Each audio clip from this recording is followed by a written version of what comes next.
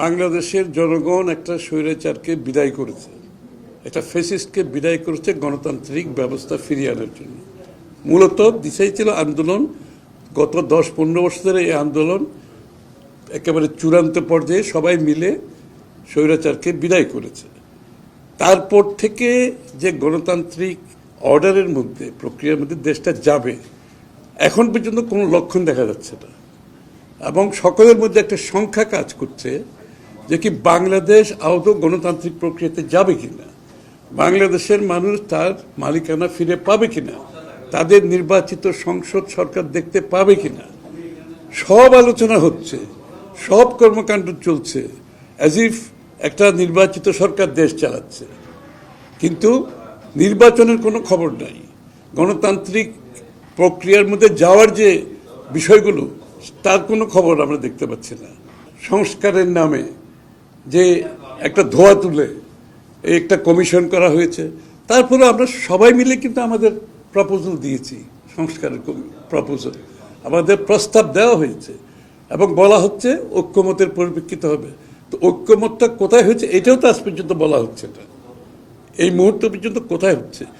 যেখানে ঐক্যমত হওয়ার কথা ওরাও বলছে, আমরাও বলছি, সবাই বলছে। তো যে কয়টা ঐক্যমত হয়েছে, এই কয়টা ঐক্যমতের পরিপ্রেক্ষিতে সমাধান করে নির্বাচনী রোডম্যাপ দিতে সমস্যাটা কোন জায়গায়, কেন দেওয়া হচ্ছে না? সব আলোচনা হচ্ছে, চিটাগং পোর্ট দিয়ে দেওয়ার আলোচনা হচ্ছে, ওখানে করিডোর দেওয়ার আলোচনা হচ্ছে, ওদেরকে বিনিয়োগ সম্মেলন করা হচ্ছে। এটা তো তাদের কোনোটাই তাদের কাজ না। এটা তাদেরকে আমরা বলে আসছি ওখানে, এটা একটা ইন্টেরিয়াম সিচুয়েশন, এটা অন্তর্বর্তীকালীন একটা সিচুয়েশন, এটা একটা ট্রানজিশন গভর্নমেন্ট, এটা একটা স্টপ গ্যাপ গভর্নমেন্ট, যাদের মূল দায়িত্ব ছিল গণতন্ত্রের পথে দেশকে ফিরিয়ে দেওয়ার জন্য সমস্ত ব্যবস্থার মাধ্যমে, নির্বাচনের মাধ্যমে একটি গণতান্ত্রিক সরকারকে তাদের শান্তিপূর্ণভাবে ক্ষমতা হস্তান্তর করে। তার কোনো লক্ষণ দেখতে পাচ্ছি না আমরা এখানে। এবং সেটা হচ্ছে শঙ্কার বিষয়। জাতি সংখ্যার মধ্যে পড়ে গেছে এবং এই সংখ্যা যত দিন যাবে এটা বাড়তে থাকবে, অস্থিরতা বাড়তে থাকবে, দেশকে একটি বড় ধরনের বিপদের দিকে ঠেলে দেওয়া হবে। ডিসেম্বর কেন? আমার কথা হচ্ছে যে সংস্কারগুলো ঐক্যমত হয়েছে সেটা আগামী 1 সপ্তাহের মধ্যে তারা বলতে পারে, একদিনের মধ্যেও বলতে পারে। এতদিন তো লাগে না। ঐক্যমত কোথায় হয়েছে যে কোনো কাউকে বললে এটা 2-4-5 ঘন্টার মধ্যে সব রেডি হয়ে যায়। ঐক্যমত যেখানে হয়েছে ওটাকে আপনি বলে দেন, তার ভিত্তিতে আপনি ওটা সমাধান করে ইমিডিয়েটলি রোডম্যাপ ডিক্লেয়ার করেন। এটা ডিসেম্বর পর্যন্ত যেতে হবে কেন? আমি তো দেখছি ডিসেম্বর পর্যন্ত যাওয়ার কোনো কারণ নাই। নির্বাচনের জন্য 3 মাসের সময় যাওয়া দরকার। এখন থেকে যদি 3 মাস দেন, 4 মাস দেন, ডিসেম্বর তো অগাস্ট, সেপ্টেম্বর, অক্টোবরে নির্বাচন হতে পারে। ডিসেম্বরে কেন যেতে হবে? যত বিলম্বিত হচ্ছে দেশের মানুষের সংখ্যা বাড়ছে এবং মানুষ সিদ্ধান্তহীনতায় ভুগছে, দেশে বিদেশে সকলেই। এবং তারা ওই দিকে না গিয়ে তারা অন্যদিকে ধাবিত হচ্ছে। ওইখানে করিডোরের কথা বলা হচ্ছে, যেখানে আমাদের দেশকে একটা বিপদের দিকে ঠেলে দিচ্ছে। এটা কোনো তাদের দায়িত্বে পড়ে না। এটাতে নির্বাচিত সরকার সিদ্ধান্ত নিতে হবে সমস্ত রাজনৈতিক শক্তির সাথে আলাপ আলোচনা করে। ওদিকে বিনিয়োগ সম্মেলন করছে, রাইট ডিসিশন এট এ রং টাইম। তো তাদের দায়িত্বের মধ্যে পড়ে না। এগুলো কি জন্য তারা এদিকে সময় নষ্ট করছে এবং এইগুলো দেখিয়ে তারা কি বোঝাতে চাচ্ছে? চিটাগং পোর্ট হ্যান্ডওভার করছে, এই সমস্ত সিদ্ধান্তে তারা কি বোঝাতে চাচ্ছে? তাদেরকে এই ম্যান্ডেট কে দিয়েছে? নির্বাচনের লক্ষণ দেখাতে হবে।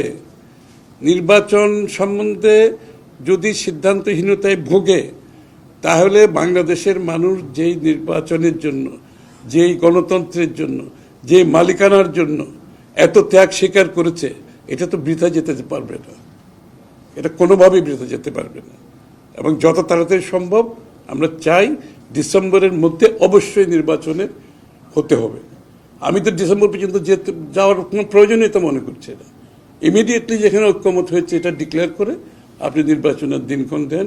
এটা অগাস্ট, সেপ্টেম্বর যে কোনো সময় হতে পারে। ইন্টারিম গভর্নমেন্ট না হলে তো কেয়ারটেকার গভর্নমেন্ট তো বিগত দিনে হয়েছে, তাও তো সকলের আস্থার ভিত্তিতে হয়েছে। তাদের কাজটা সঠিকভাবে করে চলে গেছে, তাই না? তাদের সম্বন্ধে তো কোনো কমপ্লেন কেউ করতেছে না এখানে।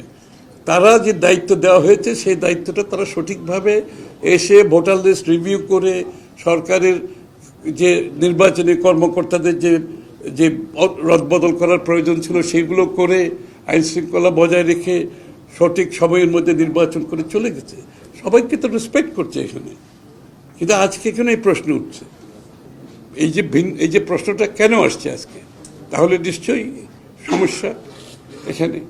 নির্বাচন নিয়ে কেন নির্বাচনী কার্যক্রমের দিকে আগানো যাচ্ছে না, কেন নির্বাচনী রোডম্যাপ দিতে দেওয়া হচ্ছে না, কেন তাদের দায়িত্বে যেগুলো পড়ে এই সমস্ত কর্মকাণ্ড নিয়ে তারা এমন ভাব করছে অ্যাজ ইফ তারা একটা ইলেক্টেড গভর্নমেন্ট, তারা একটা দীর্ঘমেয়াদী দেশ পরিচালনা করবে। ওই যে শেখ হাসিনার মতো আমার কাছে মনে হয় মাঝে মাঝে যে আমরা তো উন্নয়ন করতেছি, নির্বাচন এগুলো কোনো গুরুত্বপূর্ণ কিছু না, এরকমই তো মনে হচ্ছে, তাই না? মানে আমি এটা ভালো কাজ করতে, আরে ভালো কাজ করার জন্য তো ইন্টারিম গভর্নমেন্টের দায়িত্বটা প্রধানত কি বুঝতে হবে তো।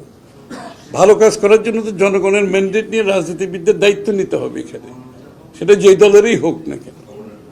ভালো কাজ তো করতে হবে যারা, এবং ভালো কাজ না করলে যারা দায়ী হবে সেরকমও তো একটা বিষয় আছে এখানে। জনগণের কাছে দায়বদ্ধতার জবাবদিহিতার তো একটা বিষয় আছে এখানে। সুতরাং আপনি ভালো কাজ করছেন না খারাপ কাজ করছেন, এটা তো আপনাকে নির্বাচনের মাধ্যমে প্রমাণ হতে হবে। আপনি জনগণের কাছে যেতে হবে, জনগণের আপনার ম্যান্ডেট নিয়ে আসতে হবে।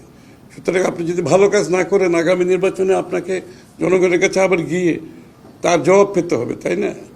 তা আপনি তো সেই প্রক্রিয়ার বাইরে থেকে ওই শেখ হাসিনার মতো আমরা ভালো কাজ করতেছি সুতরাং নির্বাচনের দরকার নাই, এই অধিকারের দরকার নাই, সেই অধিকারের দরকার নাই, আমরা তো ক্রমান্বয়ে দেখতেছি সেই দিকে আমরা যাচ্ছি, তো সেদিকে তো যাওয়া যাবে না।